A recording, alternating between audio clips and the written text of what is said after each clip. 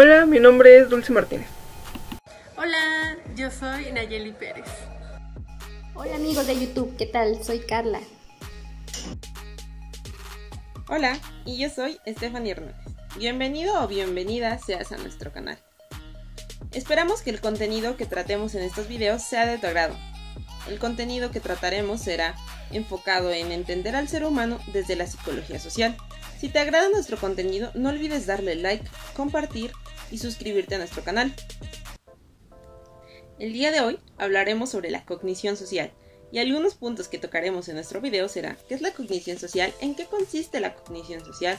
Los tipos de heurísticos y sesgos que existen, la accesibilidad, los estereotipos, la disonancia cognitiva, la irracionalidad humana, entre otros. Así que no te pierdas de nuestro contenido y sigue viendo. Hola, ¿qué tal? Muy buenos días, tardes, noches, sea la hora en la que estén viendo este video. El día de hoy nos encontramos grabando el primer video para nuestro canal y como ya lo vieron en el título, pues nuestro primer video va a hablar sobre un tema de psicología social específicamente, que es la cognición social. Bueno, quizá primeramente tendríamos que comenzar dando un preámbulo sobre lo que es este proceso para todas aquellas personas que nos están viendo y pues nunca habían escuchado hablar de la cognición social. Entonces, bueno, pues tenemos varias definiciones de diversos autores. Ya sabemos que pues nunca vamos a poder encontrar una sola concepción. Sin embargo, cada una de estas concepciones de cada autor diferente nos pueden llevar hacia un mismo camino con el cual pues, podamos construir nuestra propia idea. Entonces, bueno, pues chicas, ¿alguien quiere comenzar con algún autor, citando algún autor? Pues a mí me gustaría comenzar hablando de Hurt y Sinn en 2002, en donde mencionan que la cognición social es esta parte del estudio de los mecanismos psicológicos en el que se basa el juicio y la toma de decisiones. Pese a que se me hace una definición desde mi punto de vista sencilla, pero que menciona todo lo que hemos visto o tratado con otros autores, a mí me agrada más la definición de Rodríguez y Betancourt en 2007, ya que incluye más elementos. De hecho, ellos mencionan que es esta parte del modo de entender, interpretar, analizar, recordar y elaborar juicios sobre determinada información. Entonces, a mí se me hace una definición muy acertada y me agrada más desde las concepciones que ellos lo abarcan. No sé qué opinen mis demás compañeras.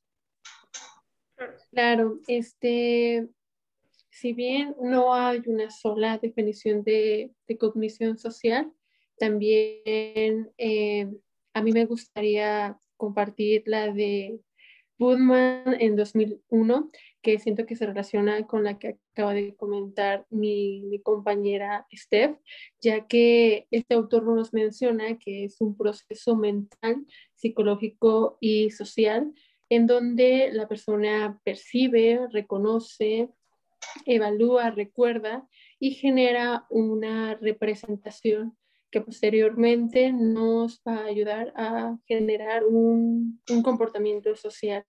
Uh, bueno, también se me ocurre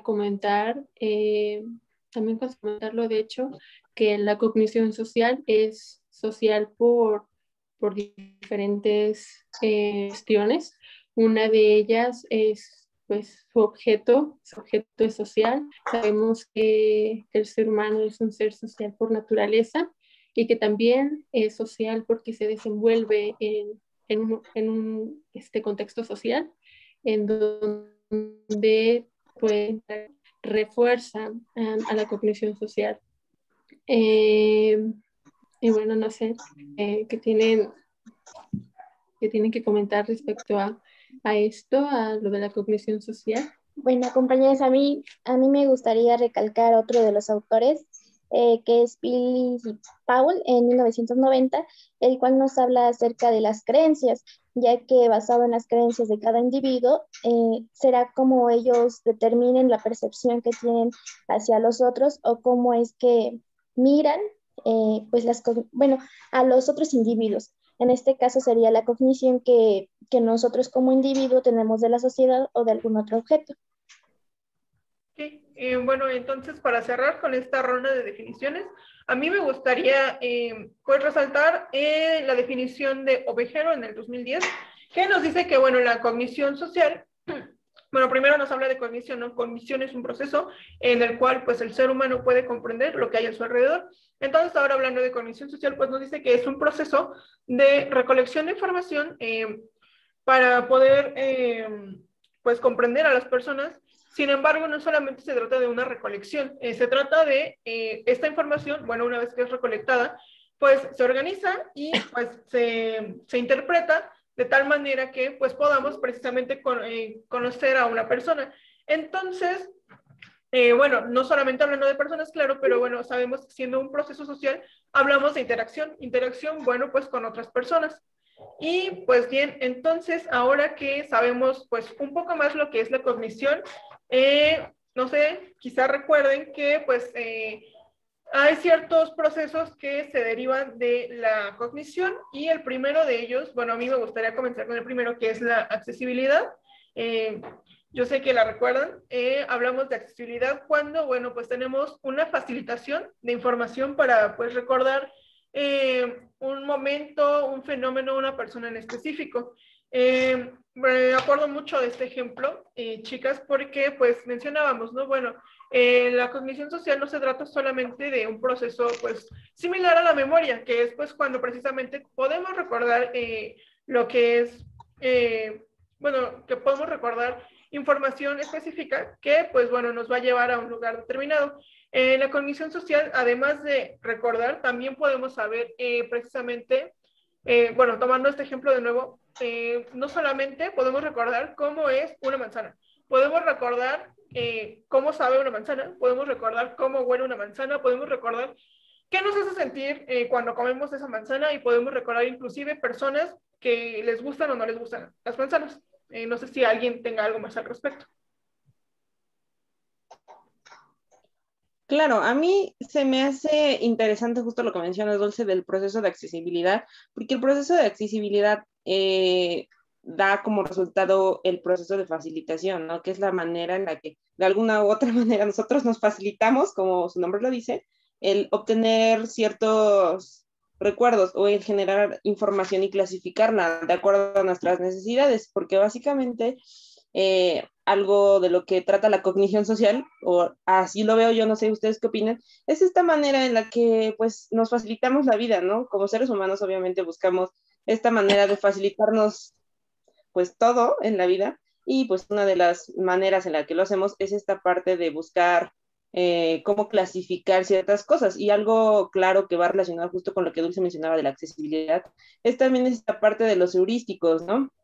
Que pues como lo hemos visto y estos nos ayudan a clasificar de manera mucho más acertada y rápida la información que llega a nosotros desde el entorno a información que tengamos desde el exterior como del interior, es decir, información que ya hayamos adquirido por X o Y razón y que la tengamos presente en nuestros recuerdos quizás, o información que incluso podría llegar en el mismo momento, ¿no? Algo que a mí se me hacía también interesante es esta parte que Nayeli mencionaba. Es social, ¿por qué es social? Porque está pues en relación con otras personas, ¿no? O con el entorno. Algo que me hacía bastante curioso es que Roderick Betancourt, en cuanto a este proceso, a pesar de que es algo social, como su nombre menciona que no son las respuestas al medio, sino es más que nada la información nueva que llega a nosotros y la información que ya tenemos con la que nosotros podemos crear determinada información o dar respuesta o resultado a dicho problema que tengamos, por ejemplo. Bueno, a mí me gustaría complementar lo que está diciendo Steph en cuanto a lo de, podemos categorizar, si lo vemos así, podemos categorizar estas cuestiones que, por ejemplo, decimos una puerta, ¿qué características tiene? Pues rectangular, no sé, tiene una manija para abrir, algo así. Entonces, en nuestra mente hacemos categorías y la que representa, por ejemplo, en este caso, lo que representa con mayor facilidad a la puerta sería que es rectangular, ¿no? Entonces, eso es un prototipo. A partir de los prototipos, podemos empezar a decir que las cosas como la manija o como que tengo una puertita, cosas así, características que vamos a estar uniendo a este prototipo, pero el prototipo inicial será pues el rectángulo, ¿no? Entonces, pues es cuestión de como formar categorías para todo, es como facilitar esta cuestión. No es tanto como que digamos, ay, voy a hacer categorías en mi mente, pues todo se facilite, ¿no? Es como una cuestión meramente subjetiva, pero que realmente está pasando como en nuestro sistema para poder tener esta facilitación, como ya lo mencionaba Esther. Si bien es muy interesante todo lo que comentan, me gustaría retomar el comentario de mi compañera Steph. Justamente una de las características del proceso que realiza la cognición social, pues, bueno, su objetivo es básicamente la adaptación del ser humano, ¿no? También la supervivencia, porque comentó mi compañera, estamos inmersos en un medio con muchísima información y esta información es muy variada. La opción que tenemos de tomar estrategias, pues sí, que nos ayudan a la reducción de tiempo, de esfuerzo, pues son los llamados heurísticos cognitivos, que si bien uno de ellos puede ser la facilitación, me gustaría hablar también de que, bueno, los heurísticos nos pueden ayudar en todo esto que ya mencioné, pero no siempre son totalmente correctos. Sí tienen sus ventajas, pero no deja de ser decisiones que tomamos sin conocer toda la información. Si bien tenemos que responder al medio de forma automática, a veces hay situaciones en donde son de pensarlo, de segundos, pues no tenemos el tiempo pues, de pensar más a fondo. Hablando más ya de esto de la facilitación, existen dos tipos de facilitación, la corta y la permanente. Considero que la permanente es una que se puede relacionar mucho con un heurístico que se le conoce como el heurístico de disponibilidad. Este heurístico nos habla de que pues tenemos esa capacidad, el ser humano tiene esa capacidad de recordar fácilmente, bueno, no quiero ser redundante, pero son aquellos recuerdos que llegan a la mente de forma inmediata. Nos presenta en su lectura Rodríguez y Bentancur que solemos recordar instantáneamente estos recuerdos si tienen una carga emocional de por medio, si han sido experimentados por nosotros mismos y también por medio de la repetición bueno, con lo que ya hemos hecho, realizado pues esa situación. ¿Por qué lo veo mucho con la facilitación permanente? Porque se relaciona porque pues también son aquellos recuerdos que tú sueles como traspasar a la interpretación de algún otro hecho. La mayoría de veces es porque estás o estuviste constantemente, perdón, expuesto a esa información o a esa sensación. Creo que un ejemplo claro son aquellas personas que han sufrido maltrato, tanto psicológico como verbal. Entonces, de alguna forma, todas estas situaciones las hacen ser como muy sensibles y suelen traspasar esta información a una nueva situación en donde consideran que puede resultar, sean acreedoras de bueno, de que las golpeen o de alguna situación similar a la que han vivido anteriormente de forma repetitiva. Y bueno, es el ejemplo que puedo dar y la relación que puedo hacer con la facilitación y con el heurístico de disponibilidad. Bueno, pues a mí me gustaría, retomando, mencionando otro de los heurísticos de los que se hablan, y relacionándolo un poco con esta parte del prototipo, es que Hirt y Sinn en 2002 hablan del heurístico de anclaje y ajuste. Se me hace muy similar esta parte del prototipo y obtener un producto final, porque justamente este heurístico de anclaje y ajuste habla de, bueno, tienes un objeto en un inicio y obviamente conforme se van las características, se van ajustando a algo final. Y en un ejemplo simple de este heurístico, creo que lo podría aterrizar cuando se hace, por ejemplo, un automóvil, siempre se tiene como un prototipo o algo inicial y espera algo final. Y cuando ya se termina, por ejemplo, van a hacer un bocho y se tiene como la idea y al final no se le modificaron el motor y eso termina siendo pues el producto final que en este caso haría referencia a esta parte de anclaje y ajuste y se relacionaría perfectamente con lo que mi compañera Carla menciona de tener un prototipo y concluir con algo al final.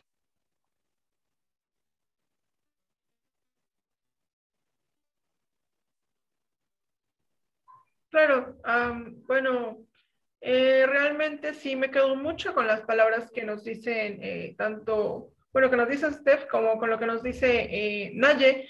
Pues sí, precisamente, pues realmente este proceso es algo que pues en realidad nos facilita la vida, ¿no? Y claro que ese es el sentido, ¿no? No tampoco se trata de que nos facilite la vida, que signifique que pues vaya, todo nos va a caer en bandeja de plata, porque no es así. En realidad me quedo más con esta parte de bueno, pues claro que nos sirve para organización de información, precisamente también para llegar, pues finalmente a un objetivo, ¿no? No siendo redundante, pero pues sí, vaya, en todo proceso, pues sí se tiene que seguir una serie de pasos y pues se llega finalmente a un objetivo. Precisamente, bueno, como tu ejemplo, Steph, pues claro, no se pueden dar diferentes direcciones a un mismo objeto. Y entonces, bueno, hablando de esto, a mí me gustaría retomar una serie de, bueno, esto que nos dicen Rodríguez y Betancourt también, sobre factores que, bueno, influyen en la construcción de la realidad de una persona. Entonces, pues primero teníamos los factores motivacionales, los factores perceptivos y las razones epistemológicas. Bueno, pues quisiera comenzar con los factores motivacionales que nos hablan sobre las expectativas que tienen pues las personas. En este sentido, hablemos de cuando, bueno, del momento en el que buscamos adquirir conocimiento. En este caso, bueno, la cognición social se va a encargar de organizar esta información de manera que pues no haya ningún sesgo, ningún obstáculo para el almacenamiento y el procesamiento de esta nueva información. Entonces, bueno, cuando tenemos una expectativa nosotros como, pues como llamémonos exploradores, en este sentido, pues porque buscamos nuevos conocimientos, bueno, pues tenemos ciertas expectativas que pues claramente buscamos pues que sean cumplidas, que se vean satisfechas, si bien lo queremos ver así, durante este proceso de exploración. Entonces, posteriormente tenemos a los factores perceptivos que, bueno, nos indica que nosotros como exploradores, como investigadores de conocimiento, nos mantenemos ajenos a las creencias o, bueno, a las actitudes, a las creencias o a cualquier otra cosa que se pueda ver y que se pueda presentar durante este proceso de exploración. En este caso, bueno, recuerdo lo ejemplificábamos muy bien con una religión. Bueno, pues una expectativa que tengo no significa que yo quiera ser religiosa, no significa que yo quiera cambiar las creencias que tengo. Más bien se trata de, pues sí, obtener ese nuevo conocimiento. No lo voy a poner en práctica quizá, pero bueno, de lo que se trata, pues sí, la adquisición de este nuevo conocimiento es, pues tener precisamente un conocimiento de diferentes culturas, diferentes religiones, donde se puedan, pues, donde se puedan profesar estas creencias. Entonces, bueno, pues tenemos la expectativa de que pues en una religión vamos a aprender cosas nuevas, vamos a aprender por qué alaban a ciertos seres, a ciertas entidades o a ciertos inclusive pues personajes o figuras.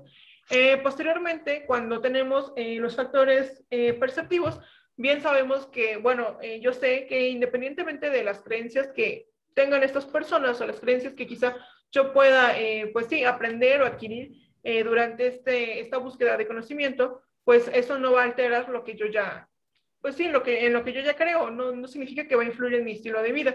Si eso pasa, pues bueno, entonces estaríamos hablando de que ya tenemos otro problema sobre cambio de actitudes, pero bueno, ese no es el tema.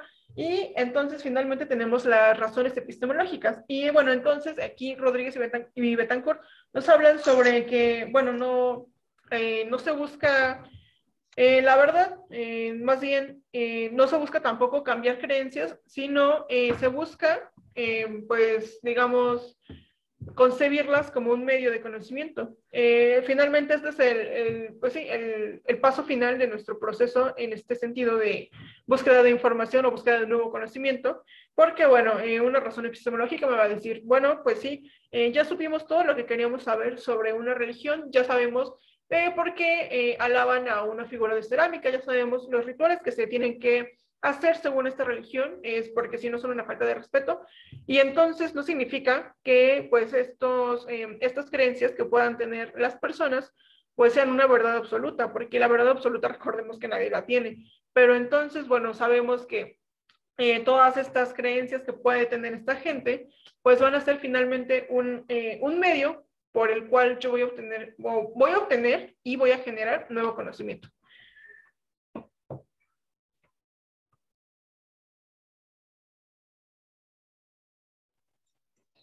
Bueno, pues complementando lo que dice Dulce, creo que un factor muy importante aparte de la sociedad es la personalidad de cada individuo, puesto que como lo mencionabas, puedes tener como la teoría y saber cómo llevarlo a cabo, pero dependerá de ti o influirá mucho la personalidad que tengas, los intereses que tengas y obviamente la cultura y la sociedad en la que estás relacionado. Eso será un factor que determine cómo guíes pues la percepción que tienes hacia alguna cosa, persona u objeto.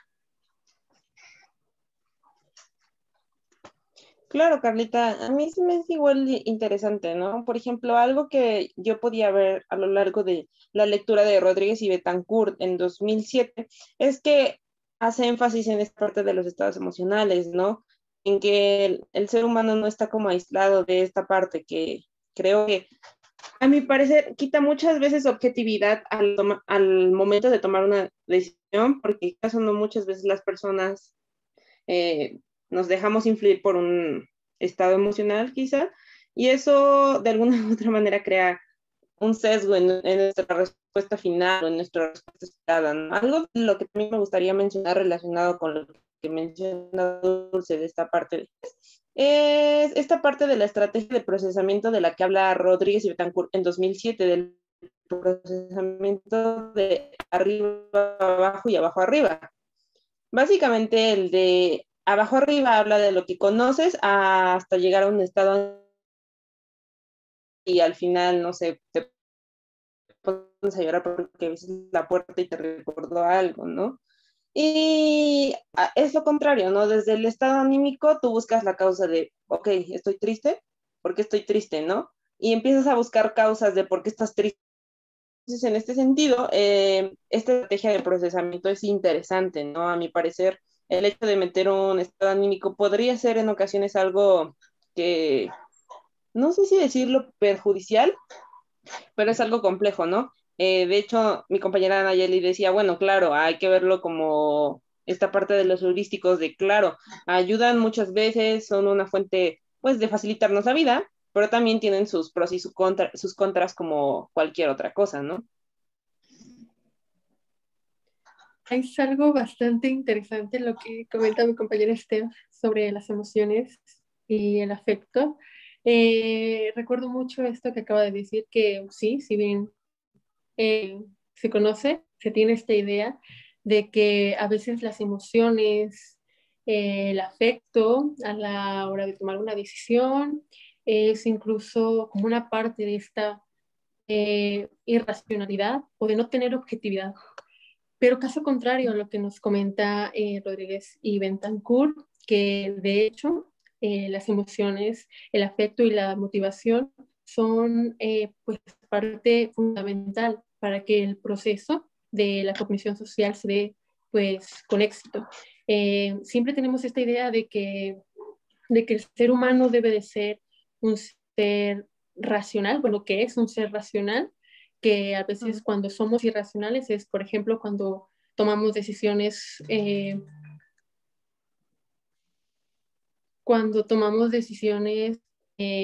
un estado anímico pero si bien es necesario decir que el ser humano realmente es un ser irracional, tenemos esta creencia bien anclada de que somos seres racionales, que justamente esta característica nos da como un plus, un privilegio a comparación de las otras especies o de los otros animales no humanos. Caso contrario a lo que nos comenta el autor, este autor que acabo de comentar, el ser humano, también citando a Ovejero, perdón, el ser humano es irracional y justamente es una característica que nos distingue a nosotros. Además del lenguaje, es nuestra irracionalidad. También hablando ya de la irracionalidad y pues juntándolo con el tema de la cognición social, ¿por qué somos irracionales? Porque justamente utilizamos estos atajos, estos heurísticos, porque no tratamos de dar una respuesta contemplando toda la información que tenemos, ¿no? O que deberíamos de contemplar para dar la respuesta como exacta. También somos irracionales porque, porque somos egocentristas. Si no mal recuerdo, este autor nos comentaba que tomamos la información de nuestro medio, pero a base de nuestra conveniencia, recordamos a veces lo que nos interesa recordar, lo que está más que nada de acuerdo, bueno, sí, de acuerdo a nuestros fines o objetivos que tenemos, tanto individuales como grupales, ¿no? Que incluso es algo que te dicen, sé objetivo y no te vayas por tus intereses. Caso contrario, ¿qué es lo que hacemos los seres humanos, no? Entonces es muy, muy interesante como incluso conociendo ya este tema de la cognición social, podemos desmentirnos a nosotros mismos diciendo, pues no, la irracionalidad realmente es una característica de nosotros como seres humanos. Claro, algo que me gustaría comentar respecto a lo que Naye menciona, es esa parte, ¿no? De justamente la irracionalidad, que Ovejero en 2010 nos dice que la irracionalidad nace de esta parte de nosotros como seres humanos, querer dar respuesta al conocimiento que tenemos sobre X o Y situación. Entonces, no sé, la irracionalidad es algo complejo, porque desde mi punto de vista muchas personas verían a la irracionalidad como algo malo, ¿no? O sea, lo ven como una persona irracional, es una persona que a lo mejor es loca, que no consta de todos sus sentidos al máximo, no sé cómo explicarlo, ¿no? Y pues realmente no es así, ¿no? Que pues somos seres irracionales y queremos darle justificación a muchas cosas, ¿no? Incluso nos creamos, queremos, no sé, fingir recuerdos que a lo mejor no son como los recordamos, ¿no? Recordamos lo que nos conviene a lo mejor. Entonces, es interesante esta parte de la irracionalidad, porque queramos o no, nos ayuda a desenvolvernos en nuestro medio y es parte de nosotros, ¿no? Da justificación a muchas cosas que nosotras día a día, bueno, nosotras como personas día a día vivimos, ¿no? Claro, bueno, en esta parte sí, sí estoy totalmente de acuerdo. Generalmente, si hablamos de, bueno, somos seres irracionales, se va a entender como, bueno, eso no es socialmente aceptable, ¿no? Pero ¿quiénes somos para aceptar algo? O sea, la irracionalidad es esencia del mismo ser humano. Precisamente, bueno, el ser humano no es perfecto, nadie lo es, y bueno, entonces en la irracionalidad nos decimos, bueno, no está mal ser irracional, porque vaya, ni siquiera quizá podemos llegar a entender este concepto como tal de todo lo que abarca la irracionalidad y pues precisamente hablando de ser seres irracionales, se puede decir que de alguna manera también somos seres ignorantes y también de la misma manera es algo que no está mal, está quizá sí mal visto, está pues como muy usada con un término despectivo esta palabra, pero pues no, realmente somos ignorantes ignorantes de mucho, nadie lo sabe todo, nadie tiene la verdad absoluta, nuevamente, y entonces a partir de esto, bueno, pues recuerdo muy bien estas partes o estas contrapartes, digamos, de todas las cualidades que puede tener, pues vaya, el ser humano, que es precisamente también se liga a los sesgos que tenemos o con los que nos encontramos en la cognición social. No sé si recuerden que bueno, tenemos entre los principales, tenemos el contraste, la comparación, los estereotipos, la profecía, y bueno, también tenemos como esta necesidad de estar buscando una causa, ya lo mencionaba Nayeli, pues a todo lo que nos pasa, ¿no? En este sentido hablamos de atribución y, bueno, ¿qué es lo que normalmente solemos pues pensar cuando pensamos en, vale la redundancia, en atribución? Bueno, pues decimos, pues a lo mejor me duele la cabeza, lo atribuyo a que tengo fiebre, pero pues en realidad tenemos conceptos diferentes. En este sentido, pues repito, insisto también, lo estaríamos manejando como una causalidad y no precisamente como una manera de justificar todo lo que pues se puede considerar malo. Sin embargo, sí, como pues esta necesidad de, bueno, pues pasa esto, ¿por qué es esto? Una vez leí en un libro de filosofía, me van a disculpar porque no tengo el autor, pero bueno, nos decía este personaje, las personas solemos pues siempre culpar de todos nuestros problemas a la vida, a Dios o al gobierno.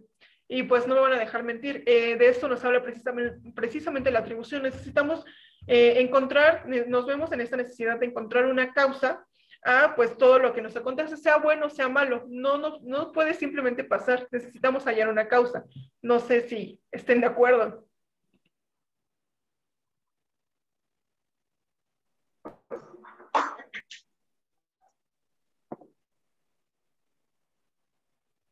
Bueno, algo que a mí me gustaría comentar es que hablaban justamente de las emociones, pero como recordaremos, las emociones son situaciones en las que tienen solamente de duración segundos. Entonces, en este caso, al decir que las emociones nos guían de alguna forma, pues creo que es erróneo, porque en este caso, si perdura o está prolongado por más tiempo, serían sentimientos.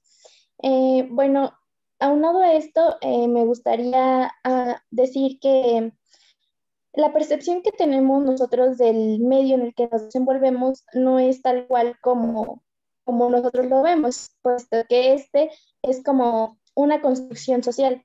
Es una construcción social, ya que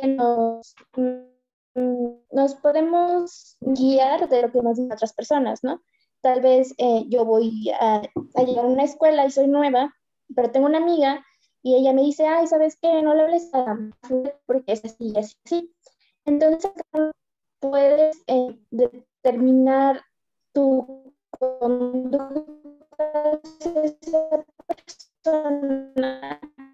Y como les comentaba, la memoria es un proceso importante en el cual está implícito en las acciones que tenemos como individuos hacia la cognición que tenemos hacia los demás. Tenemos tres tipos de memoria principal y como los más básicos, que son las memorias reprimidas, la memoria flash y los recuerdos falsos o distorsionados. Uno de estos que le puedo dar ejemplo es memorias falsas tal vez, en donde por ejemplo si un chico de 3 años que ya convivió con una familia un día sale al supermercado y se lo roban, pues obviamente se queda con esta cuestión de que tuvo una familia, pero a lo largo del tiempo, cuando va creciendo, se crea esta cuestión de que pues ya es hijo de la otra familia, ¿no? Entonces obviamente no va a recordar esto y la familia que se lo robó le va a hacer creer que pues es su familia. Entonces, no sé, a lo largo del tiempo, no sé, cuando tenga unos 20 años, la policía logra tal vez encontrarlo y le dicen que ella no era su verdadera mamá o cosas así. Entonces, ahí se estaría viendo como esta memoria falsa que se crearon o que le crearon, pero pues que a final de cuentas él lo creyó, ¿no? Así como tal cual lo creyó, pero pues no era real. Y pues es uno de los ejemplos que puedo darles. Claro, sí, Claro, sí. a mí se me hace justo interesante, bueno, mencionar esta parte de la memoria, ¿no? Que muchas veces nos juega chueco y decimos, ¿y por qué nos juega chueco? Si yo recuerdo que era así, cuando creces tu mamá te dice, ni siquiera era así, ¿no? Muchas veces recordamos cosas que no fueron como creemos que fueron, ¿no? Está esta parte de las memorias flash que se me hace interesante, ¿no? Que tu memoria, o tú lo recuerdas porque fue un hecho de alto impacto y lo recuerdas como muy vívidamente, por así decirlo. Algo claro es como cuando ocurre un temblor. ¿no? Dices, no, es que se movió para la izquierda o para la derecha o se cayó esto y recuerdo a la vecina, la expresión, ¿no? Como que de alto impacto, el impacto es tan importante que hace que lo recuerdes de tal manera, ¿no?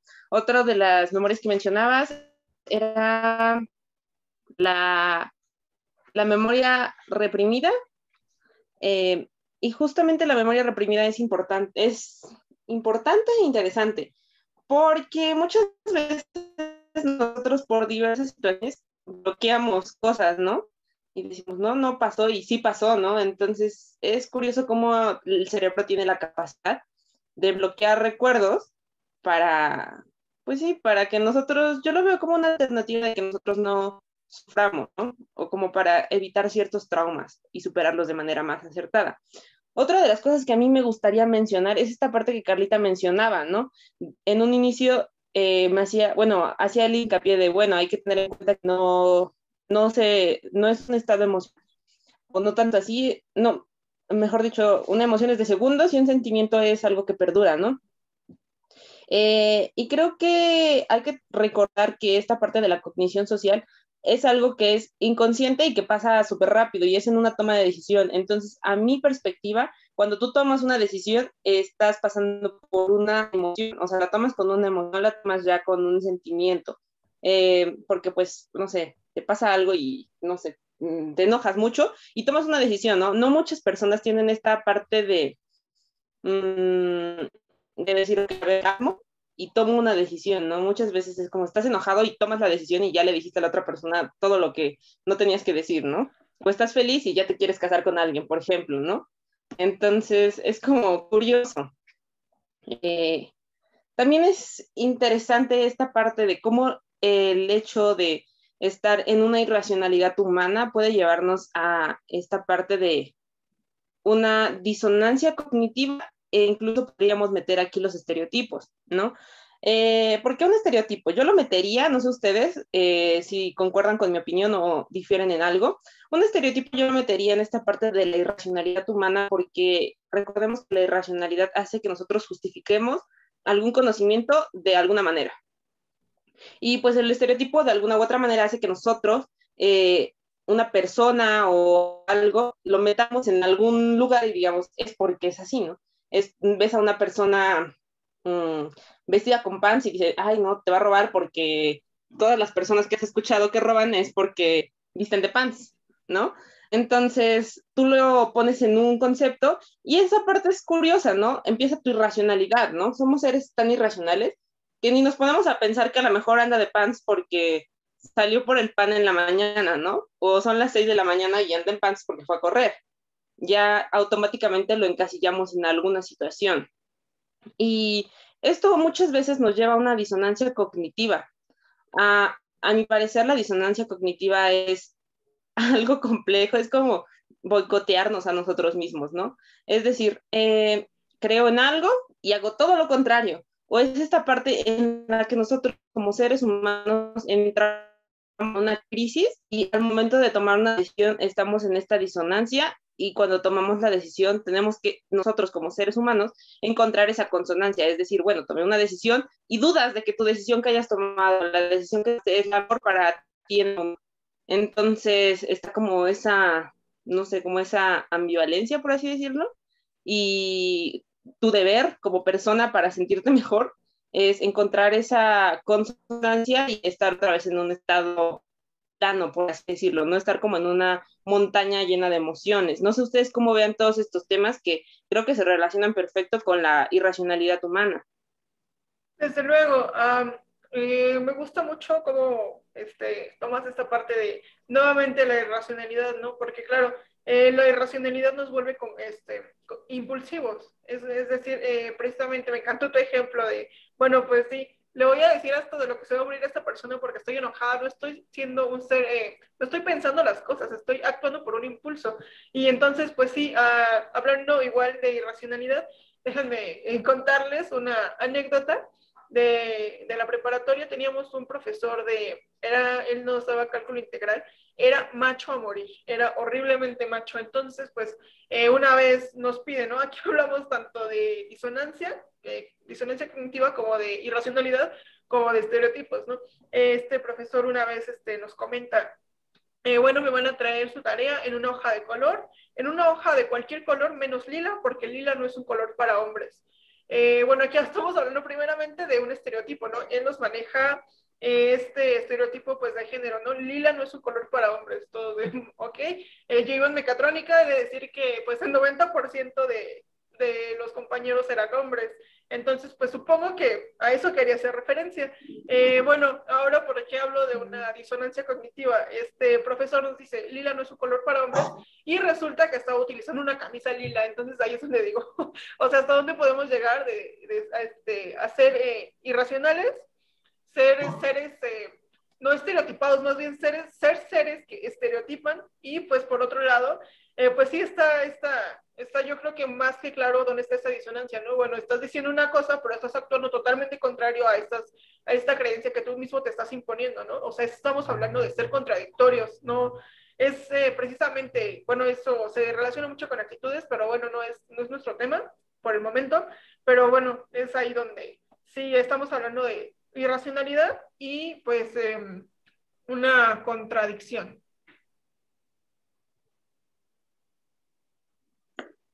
Bueno, yo por último sigo como en desacuerdo o tal vez un poco con lo que mencionábamos acerca de sentimientos y emociones, puesto que no, si bien la irracionalidad es una cuestión que eh, la representa casi todo el ser humano, no son todos, o sea, como que no hay que generalizar y pues obviamente una persona que no tiene conductas irracionales o que no tiene, que no es irracional, pues tomará su tiempo o tal vez actuará de una forma o de una forma adecuada. Entonces, dentro de eso ya entran los sentimientos, ¿no? Digo, no todo se va a regir por estas cuestiones emocionales, pero pues es un factor. Y en cuanto a la disonancia cognitiva, me parece muy, muy interesante, ya que estas, ¿cómo decirlo? Estas cosas que es tan diferente, que te hace pensar como de, ¿cómo? O sea, ¿es una cosa o es otra? O, pero ¿por qué hago esto si yo creo en esto, no? Entonces, es como raro, pero es una característica del ser humano que totalmente, vuelvo a repetir, no hay que generalizar, pero pues sí, la mayoría pues lo hacemos, porque hasta yo creo que en algún momento lo he hecho, ¿no? Claro, bueno, también mencionábamos en clase, ¿no? Bueno, quizá estereotipar no tenemos un buen concepto de lo que es un estereotipo. No está como tal establecido si es bueno o es malo, pero bueno, finalmente es algo que también de la misma manera es algo que nos facilita pues la entrada de nueva información, ¿no? Vamos atribuyendo dichas o determinadas características hacia un grupo específico de personas como para yo, en el momento en que pues la observo, poder pues sí, clasificarla, ponerla en un campo semántico, digamos, sobre pues mis experiencias pasadas, quizá, ¿no? Como el ejemplo que ponías, Y pues sí, también de esta manera pues es como vemos, ¿no? Como tal, pues sí, realmente un estereotipo, tampoco me gusta generalizar, Carla, pero creo que sí, he de decir que la mayoría lo hemos hecho, o la mayoría lo hacemos, y pues también, pues queda mencionado, ¿no? Finalmente es algo también, de la misma manera, también lo decíamos en clase, pues es algo que de una u otra manera nos puede pues puede ser algo instintivo, ¿no? Nos puede inclusive salvar la vida, digámosle así.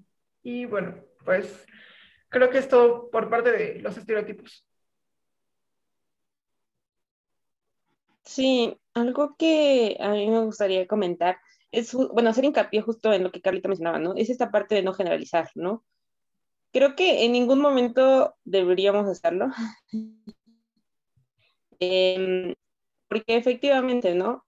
Yo creo que más allá de que tú digas, bueno, creo que no todas las personas son irracionales, yo creo que no es tanto ese punto. Yo creo que todas las personas en algún momento de nuestras vidas somos irracionales. Sin embargo, no siempre lo somos, ¿no? A lo mejor la irracionalidad, lo contrario a la irracionalidad, yo lo vería, que sería la racionalidad humana, lo entendería un poco como esta parte de la inteligencia emocional que ciertas personas desarrollan, ¿no? Porque hay que tener en cuenta, no cualquier persona desarrolla una inteligencia emocional, es muy complejo. pero efectivamente hay personas que se toman como su tiempo, o a lo mejor no es que te tomes años para una decisión, sin embargo que en el momento en el que está la situación te calmas y tomas la mejor decisión, ¿no? No tomas una decisión que tenga una emoción predominante, porque a eso yo lo vería como esta parte de la irracionalidad. Cuando estás muy enojado, dices, voy a tomar una decisión, y la tomas con esa emoción de enojo. Sin embargo, una persona que es racional, quizá diría, ok, estoy muy enojado, pero sé que si tomo esta decisión, va a ser lo peor para mí, aunque esté muy enojado y podría hacerle la vida de cuadritos a la otra persona, ¿no? Es esa parte, creo que efectivamente no todas las personas todo el tiempo son irracionales, sin embargo, creo que cualquier persona en cualquier momento de su vida ha sido irracional al menos una vez. Creo que eso, en este punto yo me encontraría más que nada. Concuerdo totalmente. Sí, eso Me es parece en ese precisamente punto lo que yo tenía. coincido. Sí, sí, adelante. Ok,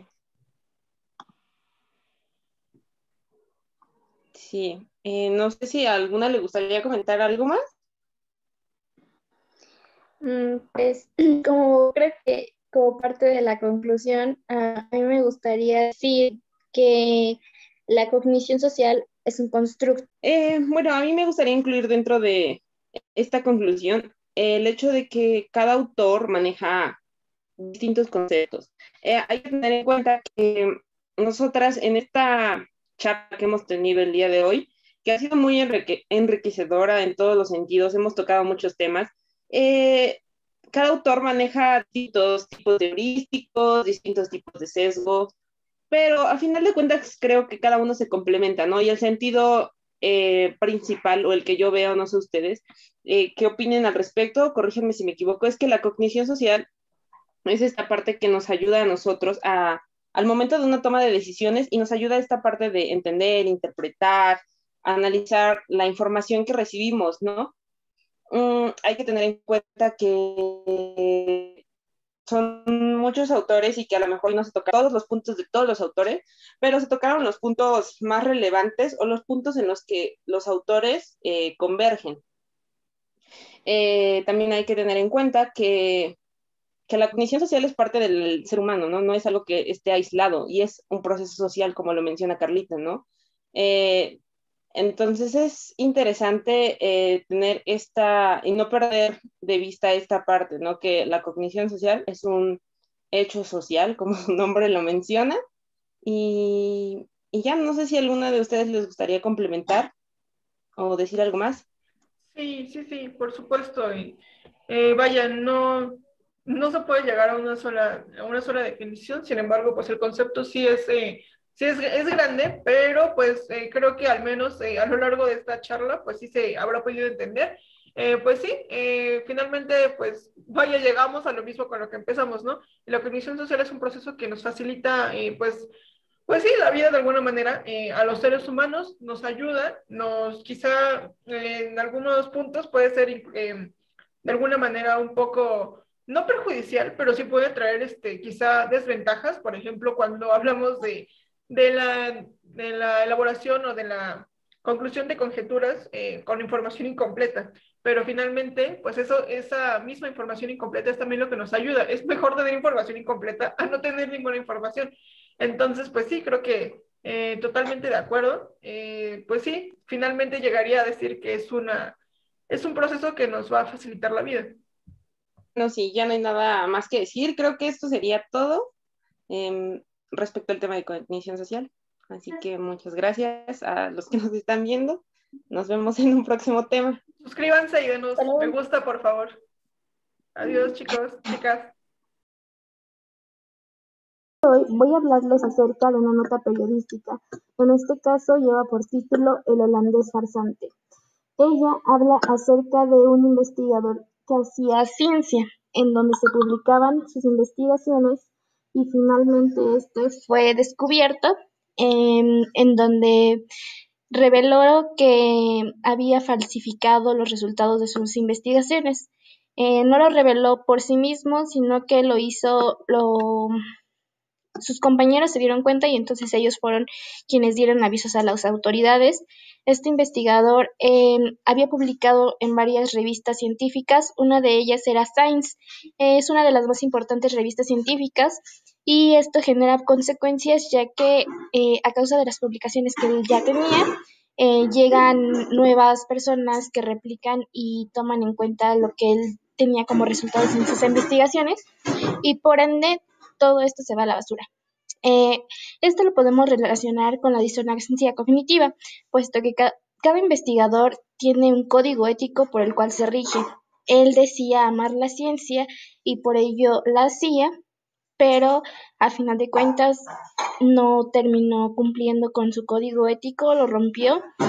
Esto por motivos económicos, ya que se dejó llevar por estereotipos en donde los científicos ganan más dinero, pero realmente se dejó llevar por las publicaciones que debía hacer. Y pues de esta forma podemos ver como ejemplo la disonancia cognitiva, donde él hace una cosa y cree en otra. Hasta luego. Hola a todos, estoy aquí de nuevo y entonces ahora les voy a presentar una investigación realizada con relación a la cognición social. Bueno, pues el título de esta investigación es como tal Cognición Social y Delirio. Este estudio se realizó en el 2008 por la ERA. Y bueno, entonces vamos a hablar primeramente de lo que, de la definición que la ERA utiliza para pues dar pie a su estudio. Y bueno, pues primeramente nos habla de una cognición social, no tanto como lo hemos venido manejando, pero a mí me pareció muy interesante esta nueva perspectiva. Nos habla de la cognición social como un mecanismo de supervivencia. En este aspecto podemos decir que es quizá una perspectiva un poco más evolucionista, sin embargo es igual de válida porque, pues bueno, esta definición finalmente nos dice que pues la cognición trata pues básicamente y a grandes rasgos sobre la comprensión del otro. Y bueno, ahora vamos a pasar a el delirio, que es también una de las piezas clave que se abordan en este estudio. Y bueno, en esta investigación, la ERA utiliza específicamente como pieza clave el delirio de Capgras. Bueno, básicamente en este delirio, quienes lo padecen, pues no reconocen a sus familiares o a sus seres queridos, o no es que no los reconozcan, más que otra cosa es como que tienen esa sensación o esa idea de que estas personas, los seres queridos, los seres allegados a ellos, han sido sustituidos por dobles. Es como algo parecido a la paranoia o a la esquizofrenia, pero bueno, en este caso, pues es el delirio de Capgras, es precisamente eso, el no reconocimiento de una persona por pensar que pues es otra persona, que es alguien que la está suplantando. Y bueno, entonces ahora vamos a decir, bueno, ¿cómo se va a relacionar esto con la cognición social? Bueno, pues muy sencillo, la ERA nos plantea primero, bueno, después de estas dos piezas clave, nos plantea una tercera, que son las emociones. Pues precisamente acabamos de mencionar que las emociones también son una parte muy importante de la cognición social.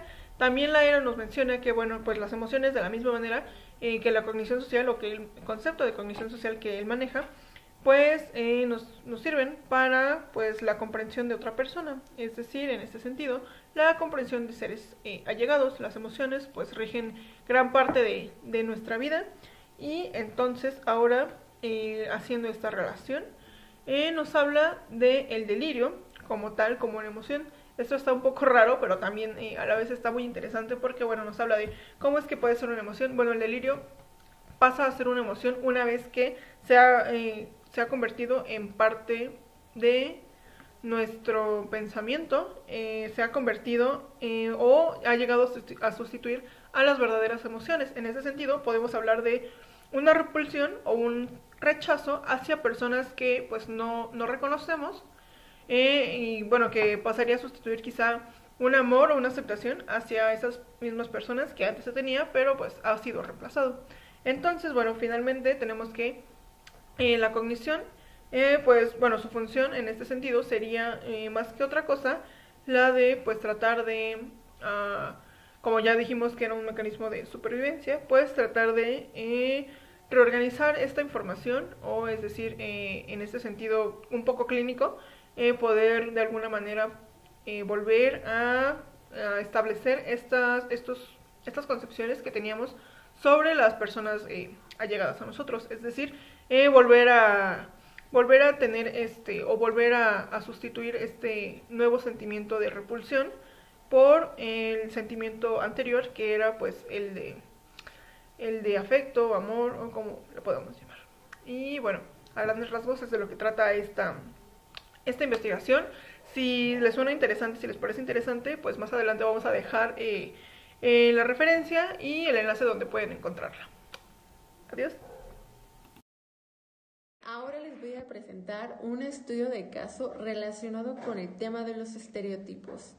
Este estudio de caso se titula La interacción escolar y los estereotipos de género y tuvo como objetivo poder analizar cómo actúan los estereotipos de género en la interacción alumno-docente y en la interacción alumnos y alumnas. Este estudio de caso se realizó en 2 primarias. La primera pues se llamaba Linneo Equinoccial y la segunda Manuel Adrián. Y bueno, se trató de identificar y de analizar 3 situaciones. La primera fue la interacción en las aulas, la segunda fue el lenguaje que se utilizaban y la tercera situación fue los juegos que pues jugaban los alumnos de esta primaria. Bueno, vamos a iniciar a analizar las situaciones en la primaria número 1, en la primaria Linneo Equinoccial.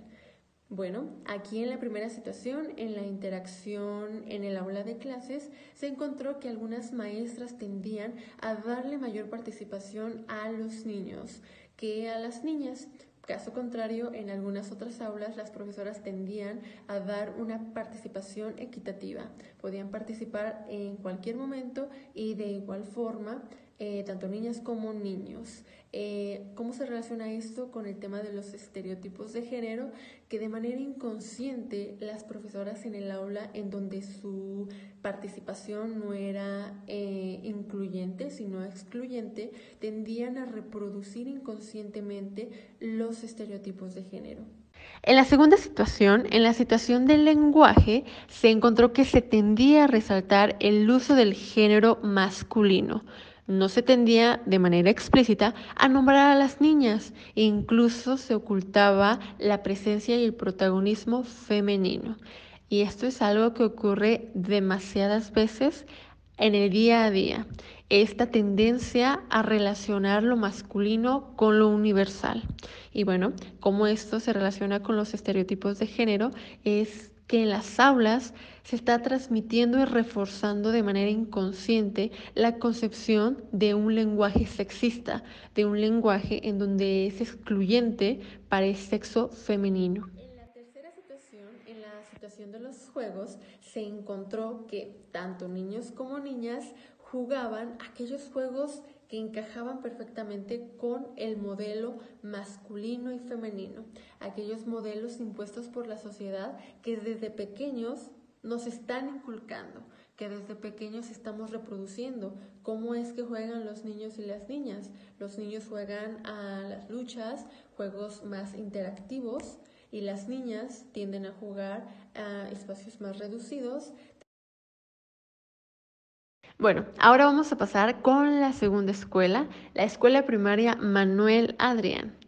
Bueno, vamos a analizar la primera situación, la interacción en el aula. Aquí se encontró 2 situaciones diferentes. Se encontraron aquellas maestras que eran autoritarias y aquellas otras que eran más cariñosas y respetuosas con sus alumnos. Se concluyó por estas 2 situaciones que las actitudes de los profesores pueden contribuir a la creación de espacios más democráticos, ya que aquellas maestras que demostraban un autoritarismo, los alumnos tendían a participar con más miedo y menos alumnos querían participar por esta misma situación. También se concluyó que teniendo un espacio más democrático, maestras un poco más cariñosas, les daba confianza a los alumnos y se sentían como esta parte activa del proceso de aprendizaje. Segunda situación, en la situación del lenguaje, hubo un caso similar a la escuela Linneo Equinoccial. ¿Por qué? Porque también hubo presencia de un lenguaje sexista que reforzaba los estereotipos de género.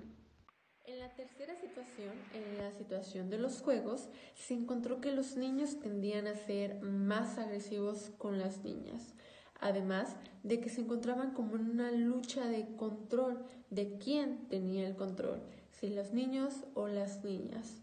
En su mayoría de casos, los niños ganaban esta lucha por el control y las niñas tendían a perder. Posteriormente se analizó que ya desde pequeños tenemos esta idea de que el hombre es aquel que debe de tener el control, aquel que debe de ganar en aquellas situaciones, y que la mujer desde pequeña aprende a ser maltratada y también a ser sometida. Es así que con este estudio de caso podemos ejemplificar un tema ya antes mencionado, que es el de los estereotipos. Si bien, como nos damos cuenta, tienen un gran peso en la sociedad. Con ellos somos educados desde que somos pequeños. En nuestra familia nos enseñan estos estereotipos en la escuela y no solo eso, también en los medios de comunicación. Pero eso no significa que sean correctos.